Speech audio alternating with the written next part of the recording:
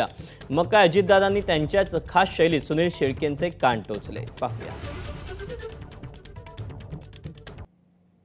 मला माहित आहे येणाऱ्या काही अवघ्या दिवसामध्ये आचारसंहिता जाहीर होईल. अनेक जण इच्छुक आहेत. महायुतीकडून कोण उमेदवार आहे हे मावळ तालुक्यात अजून माहित नाही किंवा मला देखील माहित नाही. तुम्ही तुमची इच्छा व्यक्त करत असताना मावळच्या मायबाप जनतेला दहशतीखाली आणू नका. जर तुम्हाला दहशत करायची असेल, जर तुम्हाला दादागिरी करायची असेल तर या पठ्ठ्यावरती करा, या सुनील शेळकेला करा. मायबाप जनतेला आणि माझ्या सहकार्यांना करायचे नाही.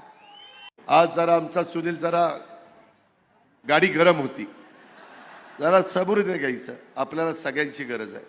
आपल्याला उगीच कुणाला नाराज करायचं नाही, कारण त्याच्यातनं फार काही साध्य होत नाही. एक गोष्ट खरी आहे,